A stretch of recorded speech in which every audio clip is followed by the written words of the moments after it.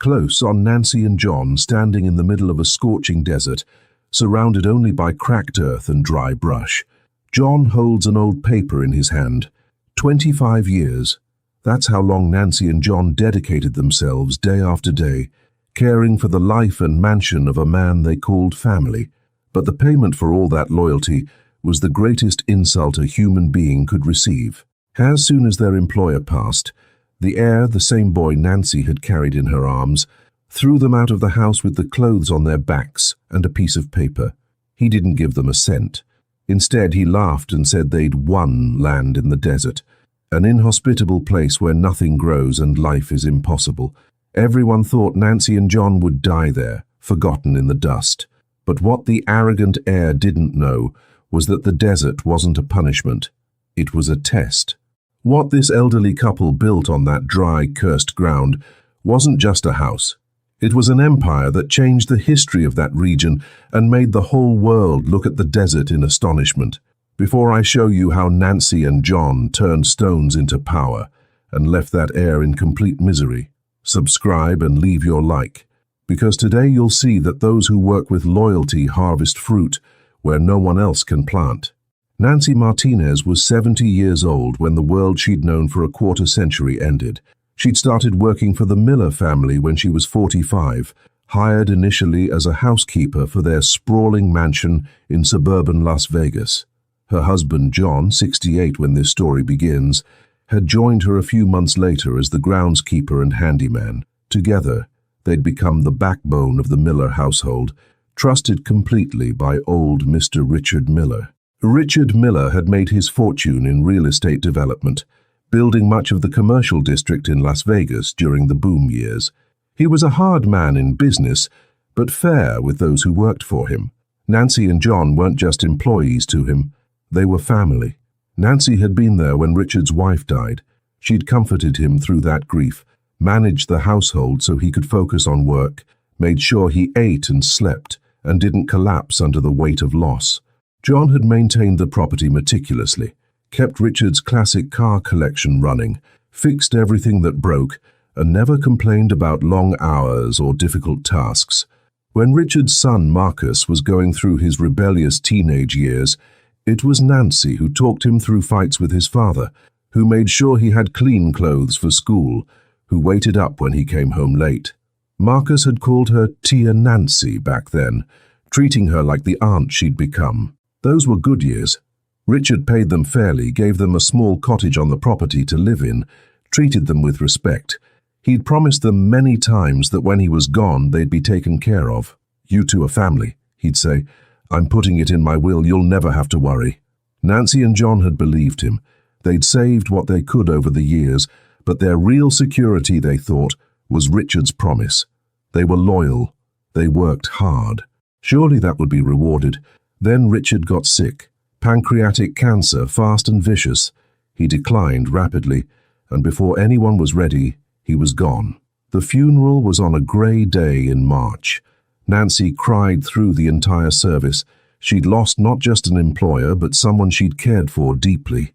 Marcus, now 42 and a successful tech executive, seemed unmoved. He gave a cold, practiced eulogy about his father's business acumen and left immediately after to take calls.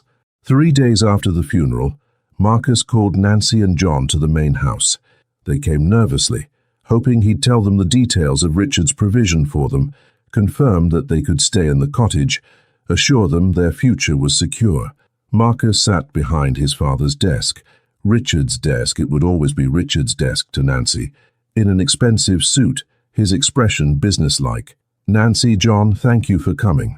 I'll get straight to the point. I'm selling the property. Her developer has made an excellent offer. The sale closes in 30 days. Nancy felt the floor drop out from under her. "Selling? But this is your family home." "It's real estate," Marcus interrupted, "and it's worth $8 million. I'd be foolish not to take the offer." "What about us?" John asked quietly. "What about the cottage? Your father said—" "My father said many things. Unfortunately, he never updated his will. Everything passes to me, and I'm not obligated to maintain staff I don't need. I'm letting you go effective immediately." The words hit like physical blows. Nancy couldn't breathe. "Marcus, we've been here 25 years. Your father promised—" "Promises aren't legal contracts." Marcus pulled out an envelope. "However, I'm not heartless. My father did leave something for you." He slid the envelope across the desk. "There's a property deed in there. A piece of land my father bought years ago. It's yours now. Consider it severance." John opened the envelope with shaking hands. Inside was a deed to 40 acres in the Nevada desert, 2 hours outside Las Vegas. Nancy knew the area vaguely. Barren, inhospitable, worthless land. Marcus smiled coldly. "My father always said you two were roots. Solid, dependable, connected to the earth. Well, now you can go back to the earth. That land is worth essentially nothing, but it's yours. I need you out of the cottage by Friday." "Friday?" Nancy's voice was barely a whisper. "That's 2 days. That should be plenty of time to pack. You don't have that much, do you?" He stood, clearly dismissing them.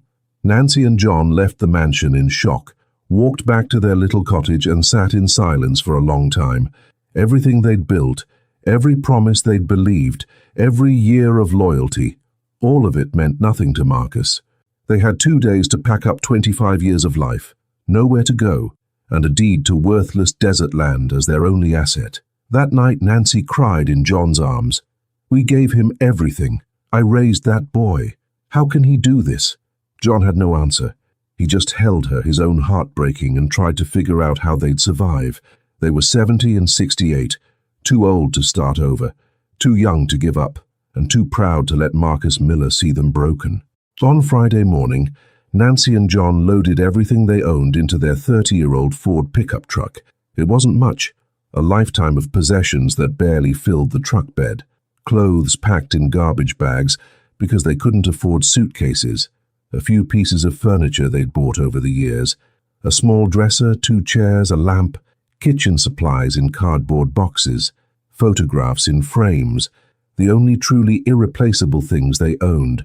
Pictures of Nancy's parents, long gone. Pictures of John's family back in Mexico. Pictures of them together, young and hopeful, decades ago. They'd accumulated so little in 25 years. Most of their life had been spent in service to others, living in provided housing, using provided furniture. Now they were seeing how small their footprint had been, how invisible they'd remained. A security guard named Tony stood watching them pack. Nancy had known Tony for 5 years. She'd made him lunch when he worked long shifts, asked about his daughter, treated him like family. Now he wouldn't meet her eyes. He was just doing his job, making sure the servants didn't steal anything on their way out. "You can't take that lamp," he said when John loaded it into the truck. "That's estate property." "I bought this lamp 7 years ago," Nancy said quietly, "at Target.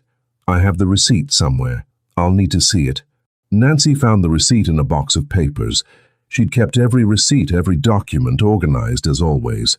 Tony barely glanced at it before nodding. The humiliation of it burned. After 25 years of trust, they had to prove they owned a $15 lamp. Marcus didn't even come out to say goodbye. His car was in the driveway. Nancy could see it through the garage window, but he stayed inside. Couldn't even manage a final word to the people who'd raised him, who'd cared for his father, who'd kept his home running for a quarter century. Nancy wanted to scream at the injustice of it, wanted to pound on that door and demand he look at what he was doing. But she kept her dignity. She'd learned long ago that dignity was sometimes all you had left, and no one could take it from you unless you gave it away. She walked through the mansion one last time, her footsteps echoing on floors she'd mopped countless times. She ran her hand along the banister she'd polished weekly for 2 decades. She looked at the kitchen where she'd prepared thousands of meals, where she'd celebrated holidays, where she'd comforted Marcus through breakups and disappointments. This place held her history, her sweat, her time, her love, and now it wasn't even safe to take a lamp without proving ownership. John found her standing in the kitchen, tears running silently down her face. He didn't say anything, just put his arms around her and held her while she cried quietly. After a moment she straightened, wiped her eyes, and nodded. They locked the front door one last time. Nancy placed the key on the hall table. the table she'd dusted every week, the table that held family photos she'd framed and arranged, and walked out. They drove away at 10 in the morning. In the rearview mirror, Nancy watched the mansion grow smaller, 25 years disappearing behind them. They had nowhere to go but the desert. John drove in silence, following the GPS coordinates from the property deed. The drive took them farther and farther from everything they knew, from the sprawling suburbs of Las Vegas, with its homes and stores and life, into increasingly barren landscape. The city gave way to scrubland, which gave way to true desert. Paved highways became state routes, which became county roads, which became dirt tracks barely visible against the hard-packed earth. The land was in an area northwest of the city, in a region where desert stretched for miles in every direction without interruption. No towns, no houses, no signs of human habitation at all, just endless brown earth under endless blue sky, heat already shimmering off the ground even though it was only March. When they finally reached their 40 acres, John pulled the truck over and they both just stared through the windshield, neither one able to speak. It was worse than they'd imagined. So much worse. The land was absolutely flat, stretching to the horizon in every direction. The earth was cracked and dry, pale brown dust covering everything. A few dead bushes clung to existence, their branches brittle and grey. Rocks jutted from the ground randomly, sun bleached white and offering no shade, no shelter, no purpose. Not a tree anywhere, not a hint of water, not a building, not a road, not another human being in sight.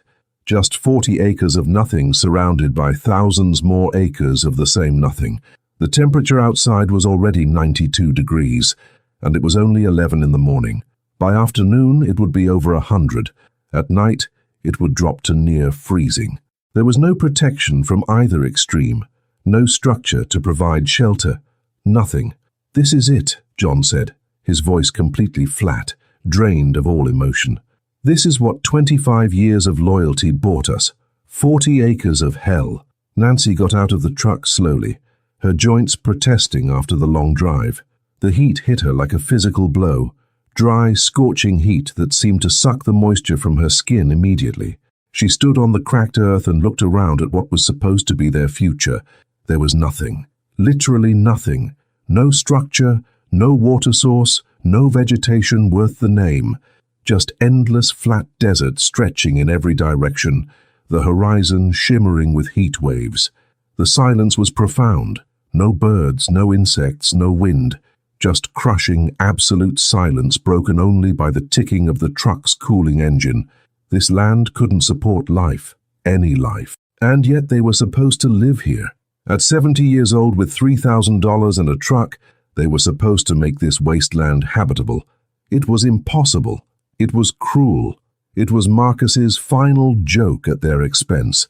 Nancy felt something inside her crack. All the dignity she'd maintained, all the strength she'd forced herself to show, it crumbled. She sank to her knees in the dust, and for the first time since Richard's funeral, she sobbed. Deep, wrenching sobs that shook her entire body. 25 years. 25 years of her life given in service and loyalty. And this was her reward. Abandonment. Mockery.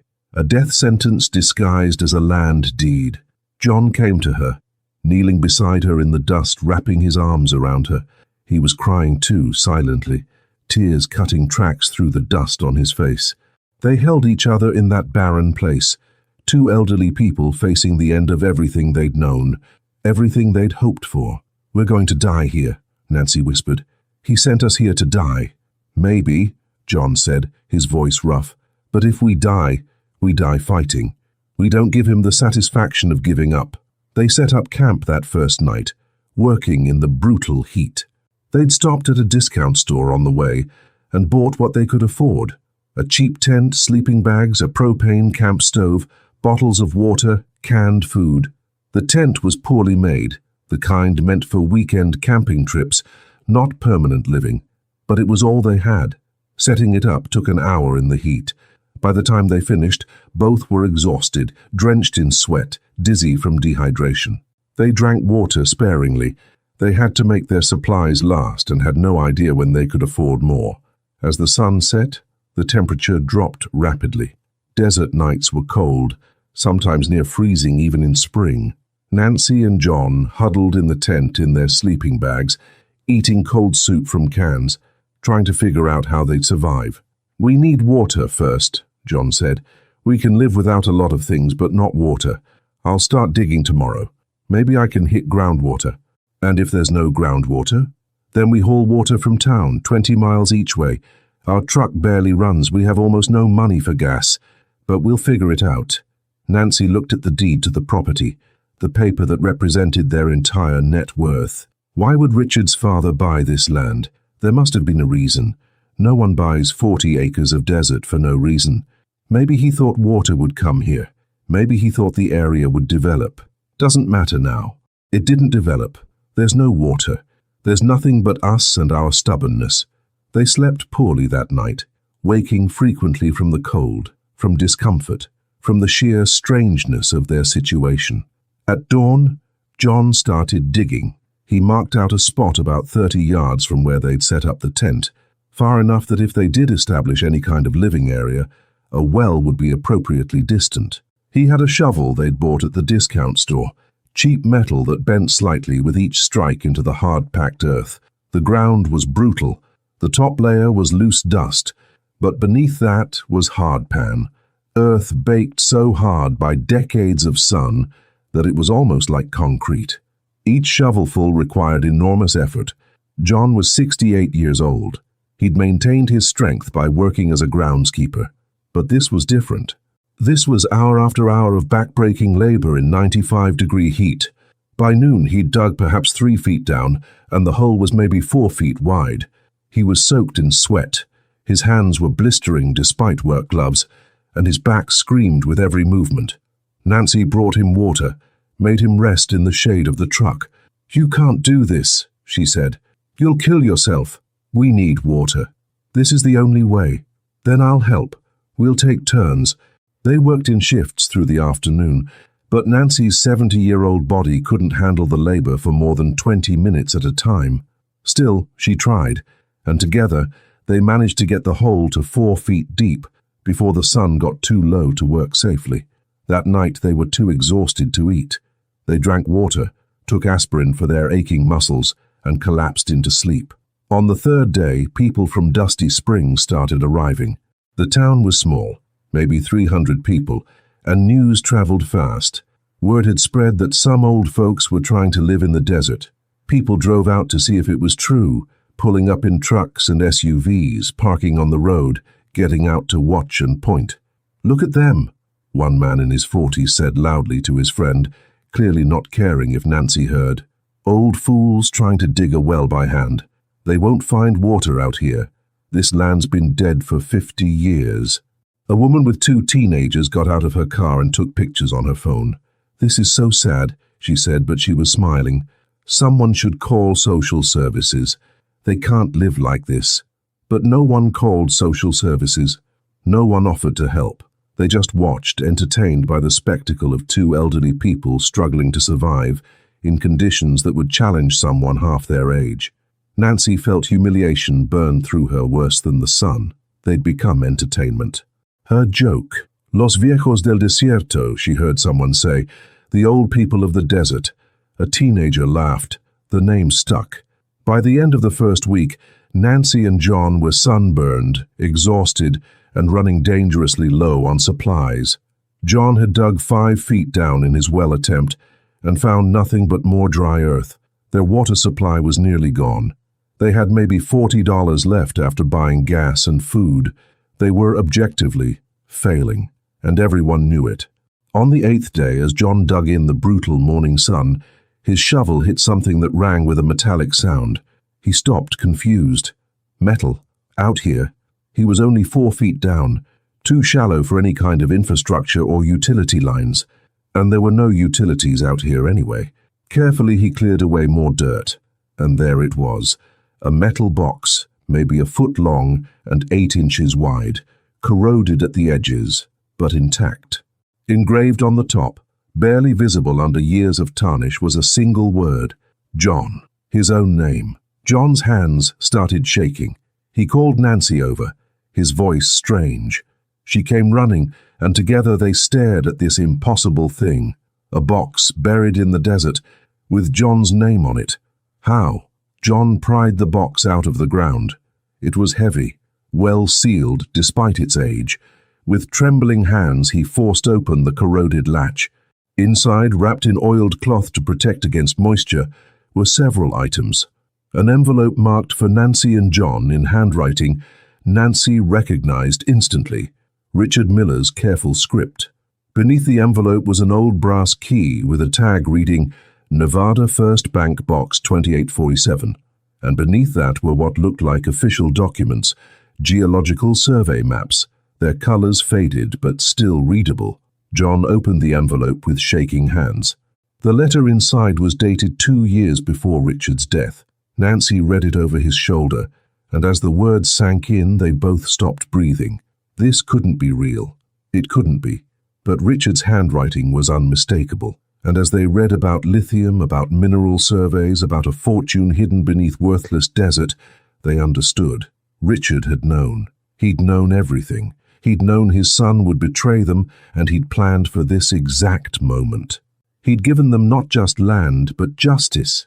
Nancy started laughing, first a small sound, almost a sob, then building into genuine laughter that echoed across the empty desert. John joined her, and they laughed until tears ran down their faces, sitting in the dirt beside a 4-foot hole, holding a letter from a dead man who'd protected them better than his own son ever could. The people from Dusty Springs who'd driven out that day to watch Los Viejos fail saw 2 elderly people laughing like maniacs in the heat.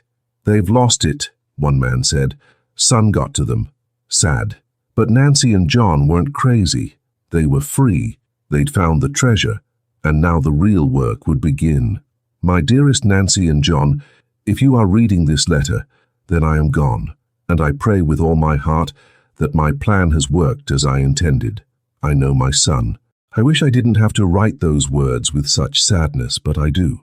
I raised Marcus, watched him grow, tried to teach him the values that mattered to me, and somewhere along the way, I lost him to ambition, to greed, to a coldness I never wanted to see in my own child. I know he will never honor the verbal promises I made to you.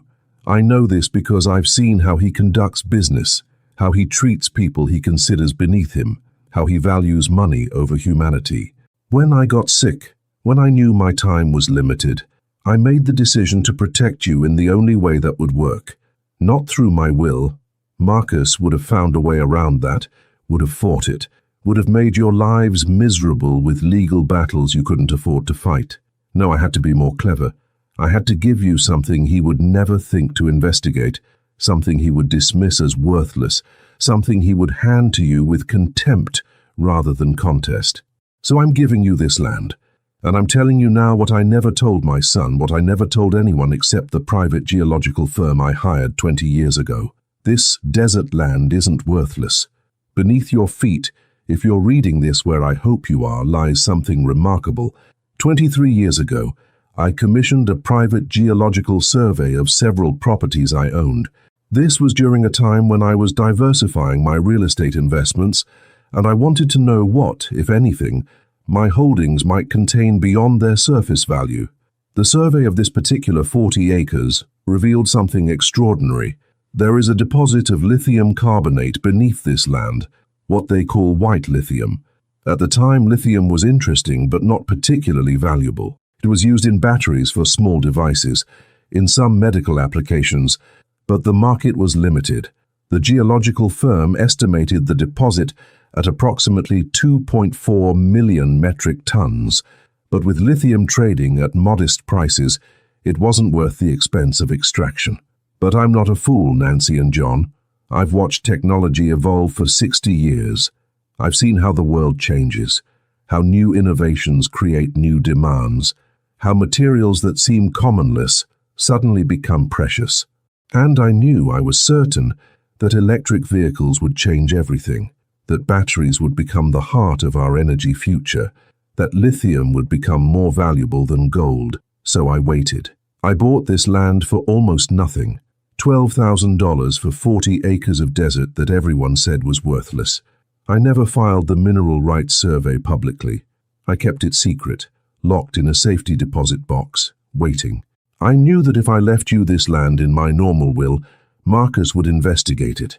He's greedy enough to check every asset, smart enough to research mineral rights, ruthless enough to fight you for it if he discovered its value. So instead, I'm leaving it to you this way, hidden, buried, waiting for you to discover it like the treasure it is. The brass key in this box, open safety deposit box, number 2847, at Nevada First Bank on Stewart Avenue in Las Vegas. Inside that box, you will find the original geological surveys, all mineral rights documentation properly filed and legally secured in your names, and contact information for a company called Future Tech Energy Solutions. 20 years ago, when I first discovered the lithium deposit, I contacted several energy companies to gauge their interest in future development. Future Tech was the most ethical, the most environmentally conscious, and the most patient. I explained to their CEO that I had a lithium deposit that might become available in the future, under circumstances I couldn't yet predict. I asked if they would be willing to wait, to sign a preliminary agreement that gave them first option to negotiate mineral rights if and when the property became available. They agreed. For 20 years they've been waiting, checking in annually, ready to move forward the moment I gave them the signal. That signal was your ownership of this land. When you contact them, and I've left their information in the safety deposit box, they will be ready to negotiate immediately. They understand that you are not geologists or mining experts. They will offer fair terms, proper royalties, environmental protections. I've made sure of that. Nancy, John, you've given my family 25 years of loyalty, love, and service. You cared for my home like it was your own. You cared for me when I was dying, like I was family. You showed my son more kindness than he ever showed you. This land, this fortune hidden beneath worthless desert, is my thank you. My attempt to ensure that loyalty is rewarded, that faith is honored, that the people who spent their lives in service don't end their lives in poverty. But more than that, it's my revenge on my son's cruelty. I know Marcus. I know he will dismiss you, mock you, give you this land as an insult. I know he will laugh at your suffering. And I want him to learn what it costs to treat good people as disposable. Take this gift. Use it well. Build something beautiful. Live the rest of your lives in comfort and security, knowing that your loyalty mattered, that your service was seen, that someone valued you properly even if my son never could. Take care of each other. Be happy. You've earned every bit of this. With my deepest gratitude and my love, Richard Allen Miller. Nancy and John read the letter 3 times, then 4. Then they simply sat in the dust beside their pathetic 4-foot hole, holding this message from beyond the grave, and cried. Not from sadness this time, from relief, from vindication, from the overwhelming knowledge that they hadn't been forgotten, hadn't been abandoned, hadn't been cast aside as worthless. Richard had seen them, had valued them, had protected them in the most clever, most complete way possible. He'd turned Marcus's cruelty into their salvation, had transformed the ultimate insult into the ultimate gift, had given them not just security but justice. John started laughing first, a sound that started as a chuckle and built into deep, rolling laughter that shook his entire body. Nancy joined him, and they laughed until they couldn't breathe, sitting in the Nevada desert with dust on their faces and blisters on their hands, holding a letter that changed everything. He knew, Nancy gasped between laughs. He knew exactly what Marcus would do, and he planned for it. $800 million, John said, looking at the geological survey maps. Richard left us $800 million in lithium, under the land Marcus gave us as garbage. It's perfect, Nancy said. It's absolutely perfect. Marcus will never know. He'll think he won. He'll think he destroyed us. And all the while, we'll be sitting on a fortune. So what do we do? John asked. We don't tell anyone, Nancy said, her mind already working. Not yet. We go to the bank, we verify everything, we contact this energy company, we get lawyers, we make sure everything is airtight legally, but we don't tell Marcus. We don't tell the people from town. We keep looking poor and desperate, while we're actually millionaires. While we're actually building an empire, Nancy corrected. An empire that will prove loyalty matters. That will show Marcus what he threw away. That will honor Richard's faith in us. John looked at his wife of 47 years, at this woman who'd survived everything life threw at them, who was already planning their next move with the strategic mind Marcus had always underestimated. Richard chose well, he said. He trusted the right people. Yes, Nancy agreed. He did. Now, let's make sure we prove worthy of that trust. That night, they still slept in their cheap tent, still ate canned soup on a camp stove, still looked to any casual observer like two desperate old people failing to survive in the desert. But everything had changed. They weren't victims anymore. They were victors, waiting to reveal themselves, and the desert that was supposed to be their grave was about to become their kingdom. The next day, John drove their old truck to Nevada First Bank in Las Vegas, 2 hours away. He opened the safety deposit box with the brass key Richard had left. Inside, exactly as promised, were geological survey documents, legal filings for mineral rights, and a business card for a company called Future Tech Energy Solutions with a handwritten note. When you're ready, call this number. We've been waiting. RM. John took everything, made copies at a print shop, secured the originals in the box, and drove back to the desert. That night in their tent, he and Nancy read through the surveys by flashlight. The reports were technical but clear. Beneath their 40 acres was an estimated deposit of 2.4 million metric tons of lithium carbonate, one of the purest concentrations ever found in Nevada. At current market prices, the deposit was worth approximately $800 million, and prices were rising as electric vehicle production exploded. Nancy and John sat in silence, absorbing the enormity of what they'd been given. "We need to be smart about this," Nancy finally said. "If we suddenly look wealthy, Marcus will investigate. He'll try to take this from us. Then we look poor," John agreed. "We live in the tent. We let people think we're desperate. Meanwhile, we negotiate the deal." Over the next weeks, they lived a double life. By day, they were the struggling old couple barely surviving in the desert heat. Nancy would drive to the discount store in Dusty Springs, buying cheap supplies, looking worn and tired. John would dig his well slowly, performing poverty for anyone who came to watch. But at night they made phone calls on a prepaid cell phone John bought. They spoke with lawyers in Las Vegas, with the representatives from Future Tech Energy Solutions, with mining consultants. They learned that they didn't have to mine the lithium themselves. They could lease the mineral rights to a company that would do the extraction, paying them royalties on every ton removed. With lithium prices soaring, those royalties could be worth tens of millions per year. The lawyers advised patience. "Don't rush this," one told them. "You have something every energy company in the world wants. Let them compete for it. Drive up your terms." So Nancy and John waited. They used $1,000 of their savings to hire a company to put up a chain-link fence around their 40 acres. A broken-looking fence, but one that clearly marked their property boundaries. When people from town asked why they were fencing worthless desert, John shrugged and said, "It's ours, we're protecting it." People laughed. Protecting what? Dirt. But the fence stayed up. Meanwhile, quietly, Nancy and John were conducting negotiations that would change their lives. They spoke with 4 different energy companies, all desperate for lithium. They let the companies bid against each other. They had lawyers review every word of every contract. And 2 months after finding Richard's letter, they signed a deal with Future Tech Energy Solutions for a 20-year mineral extraction lease. The terms were extraordinary. A signing bonus of $12 million paid immediately, a royalty of 8% on all lithium extracted and sold, estimated at $15 million minimum per year, full environmental remediation guarantees, and Nancy and John retained ownership of the land and could terminate the lease if environmental standards weren't met.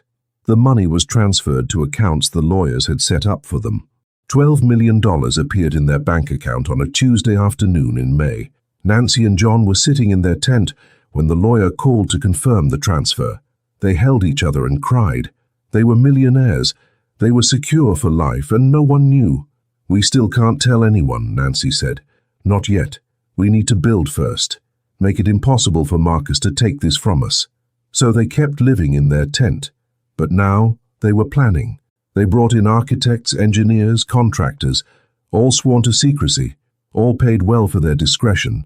They designed a home, a facility, an operation. And while the people of Dusty Springs thought Nancy and John were slowly dying in the desert heat, the old couple was building an empire. Over the next 6 months, construction happened almost invisibly. The work was done at night, mostly, or behind temporary barriers. The trucks came and went from the back access road John had arranged, not through Dusty Springs. Slowly, a structure took shape in the middle of the 40 acres. Nancy and John had designed a beautiful modern home, solar-powered, water-independent, comfortable and elegant. But more importantly, they'd built the infrastructure for the lithium operation. Future Tech Energy Solutions constructed an extraction facility at the far end of the property, out of sight from the road. The technology was cutting-edge, water-efficient, environmentally conscious, designed to extract lithium with minimal impact. The entire operation would employ 35 people when fully operational. Nancy and John would oversee it all as landowners and partners. But they kept their tent. They kept looking poor. When people from Dusty Springs drove out to laugh at the old folks, they'd see the tent, the struggling garden Nancy had planted, the same old truck. They'd shake their heads and drive away, satisfied that the world made sense, that old poor people stayed poor. Meanwhile, behind the barriers and the night work, Nancy and John's empire grew. By November, the house was finished. The facility was operational. The first lithium shipment was extracted, processed, and sold. Nancy and John's share of that first shipment's profits was $1.2 million. They'd gone from homeless to multimillionaires in 8 months. But still, they waited. They wanted everything perfect before the reveal.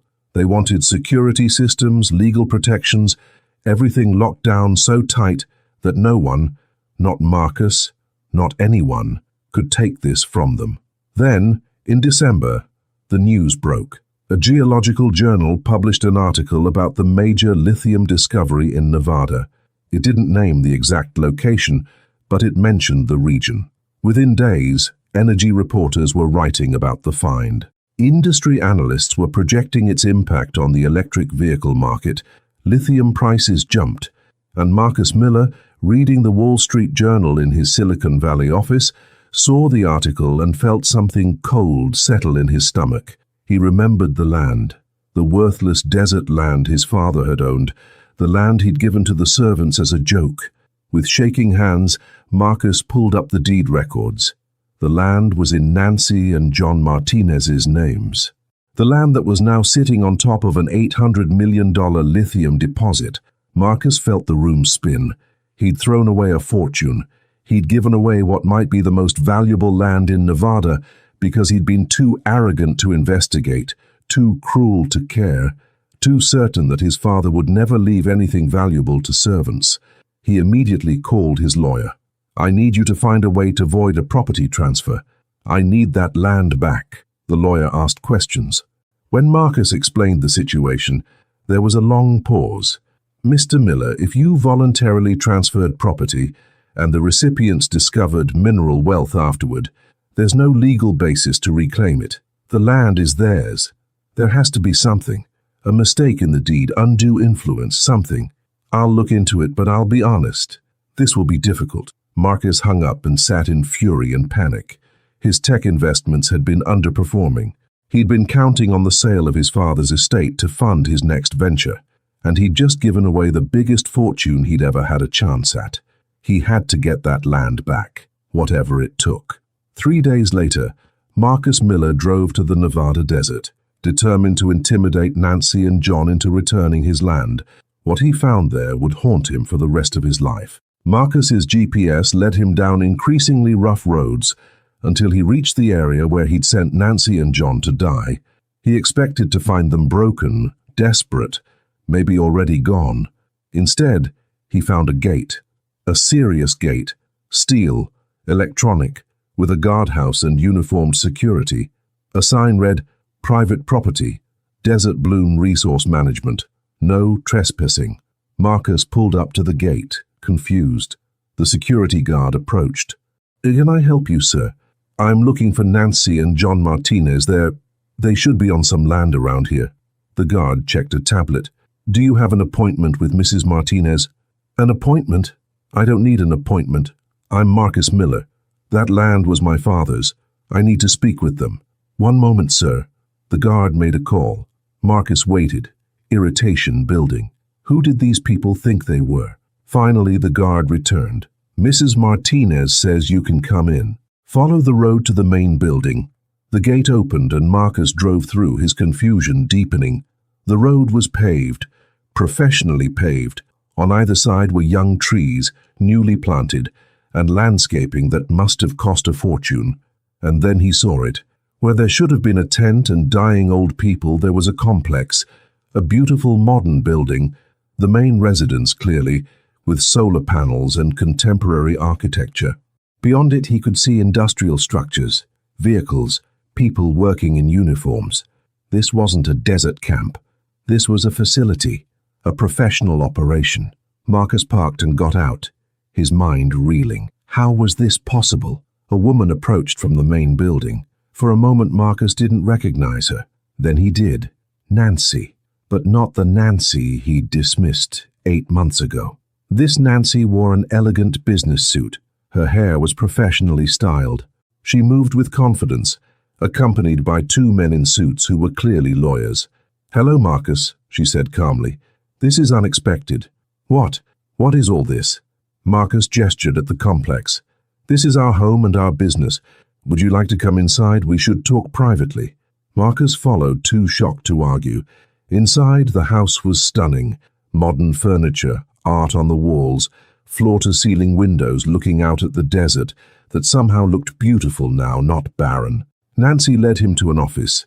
John sat behind a desk, also dressed professionally, also unrecognizable from the broken man Marcus had dismissed.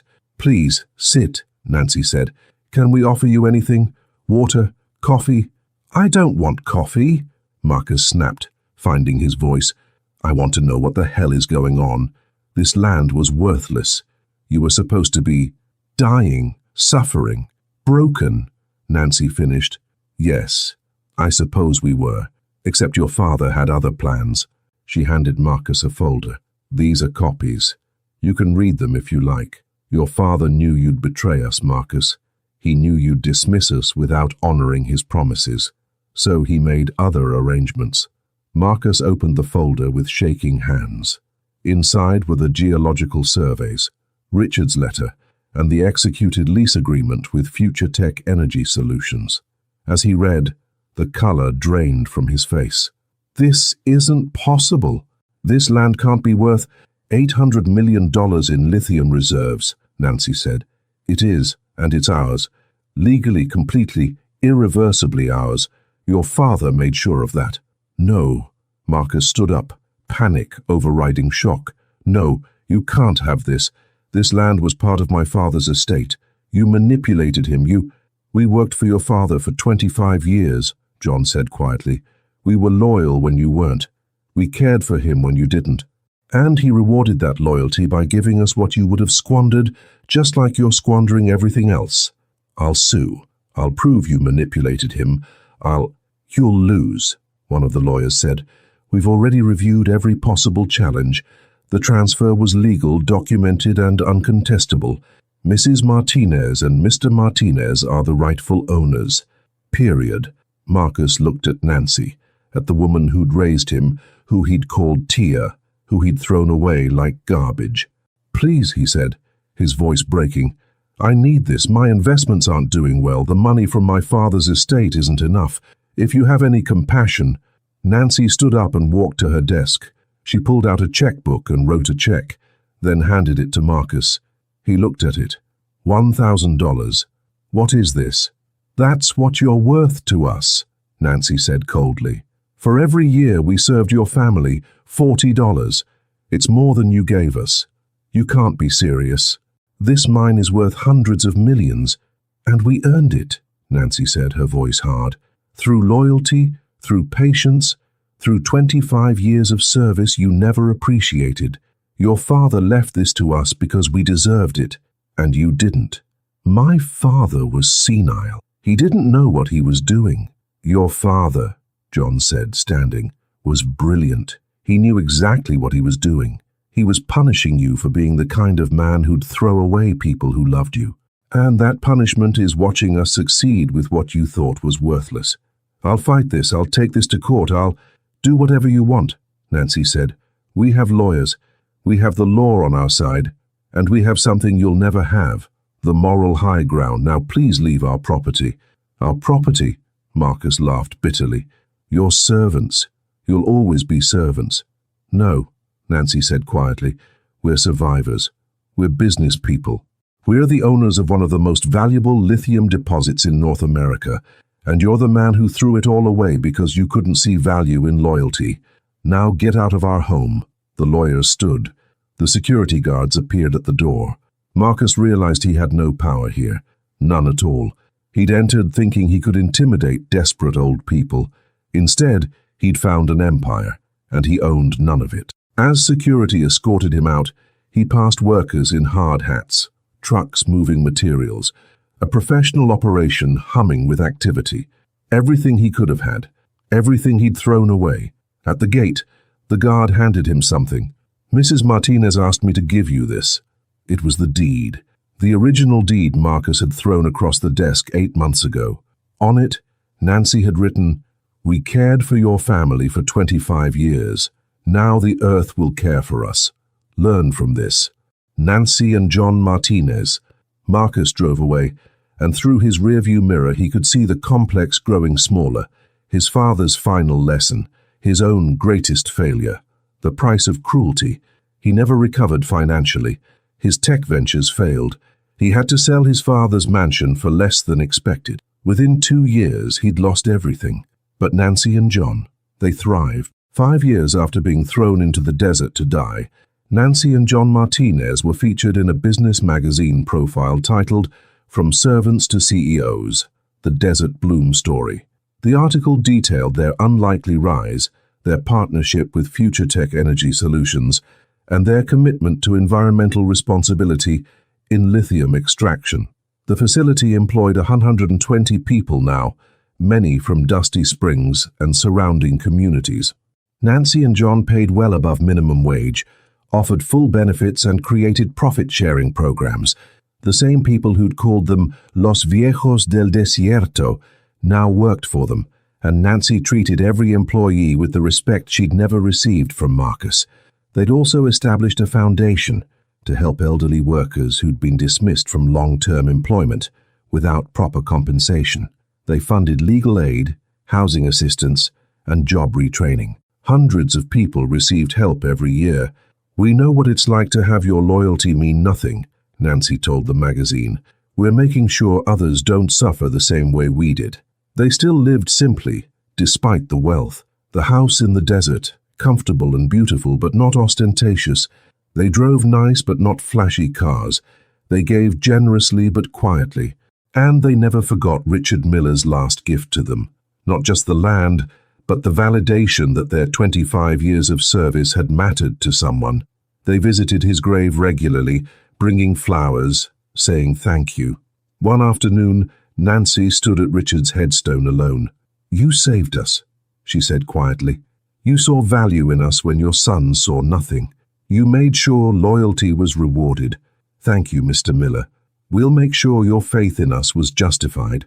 As she turned to leave, she saw a figure standing by a car in the distance. Marcus.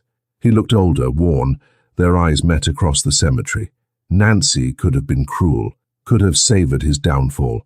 Instead, she just felt sad. She nodded once, acknowledgement, not reconciliation, and walked back to where John was waiting.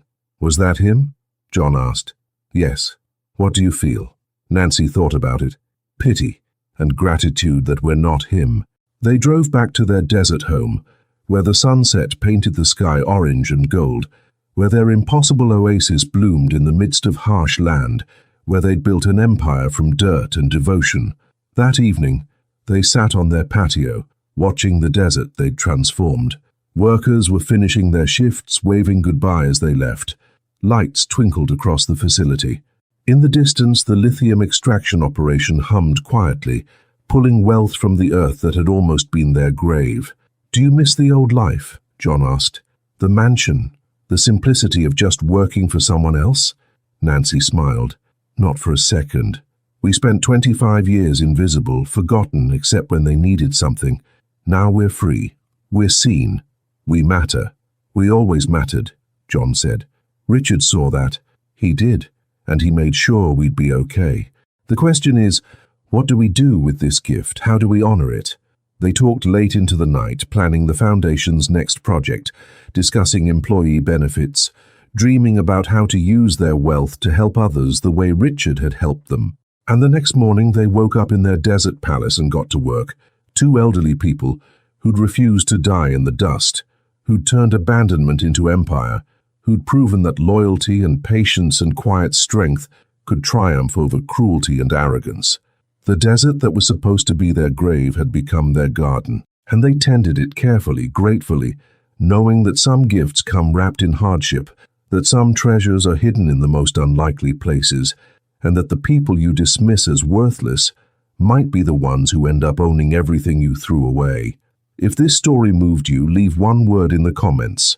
And remember, never underestimate those who've worked in silence their whole lives, because their desert might become your greatest regret. Loyalty matters. Character matters. And karma is patient, but it always arrives.